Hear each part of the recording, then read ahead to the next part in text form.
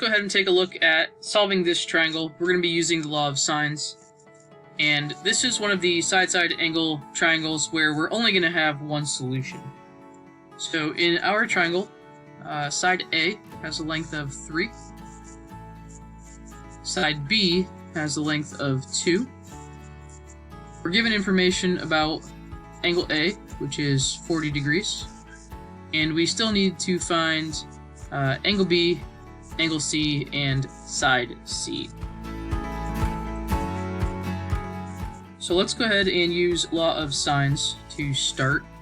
We have information about angle A and side A. So we've got sine of 40 degrees over 3 equals, let's do sine of B,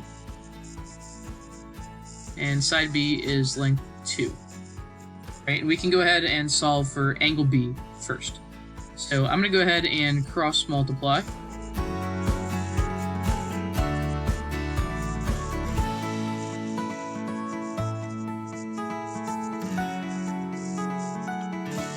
And then we can go ahead and divide both sides by 3.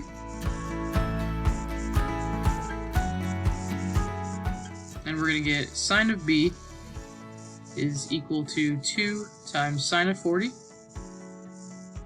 All of that over 3.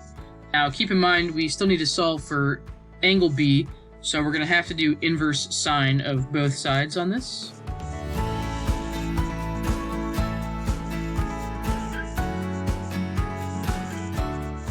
And you can go ahead and use your calculator for this part.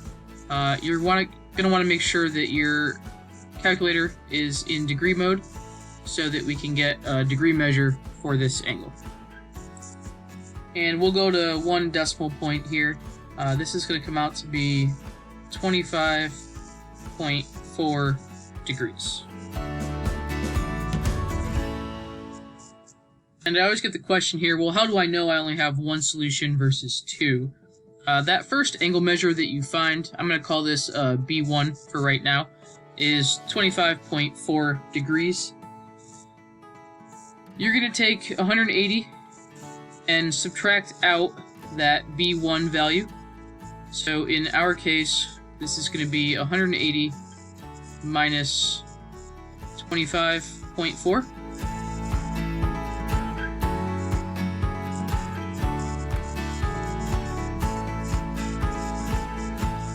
And this would give us 154.6 degrees.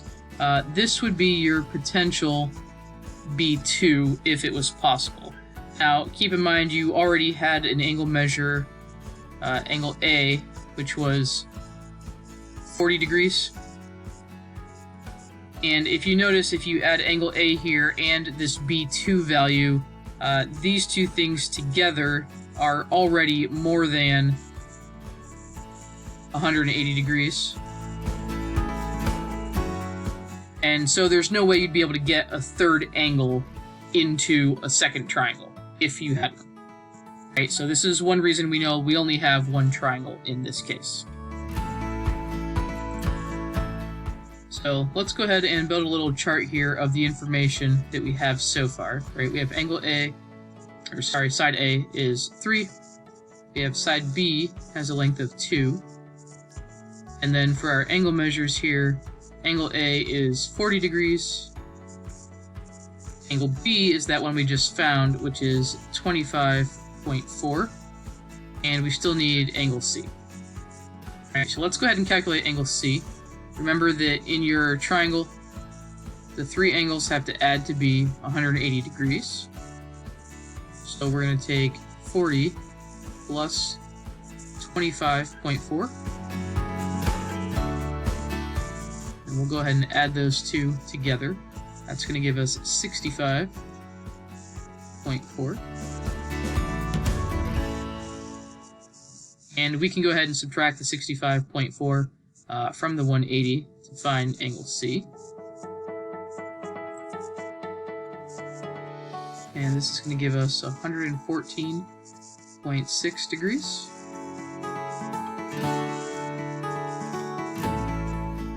And then we can go ahead and find our remaining side to the triangle, side C.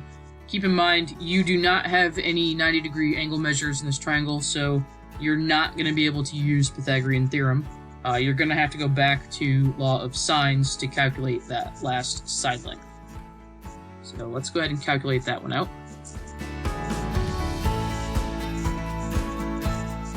I'm going to go ahead and use sine of 40 degrees over side A, which is 3. And I'll do sine of 114.6 degrees over side C. Alright, so if I cross multiply here, C is going to be equal to 3 times sine of 114.6 degrees. And then I have to go ahead and divide by my sine of 40.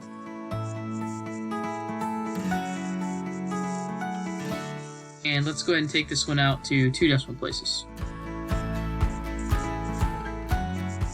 And this is going to give us a side length of 4.24. Again, go ahead and give your answer just a visual check. Again, your smallest side should be across from your smallest angle. And your largest side should be across from your largest angle.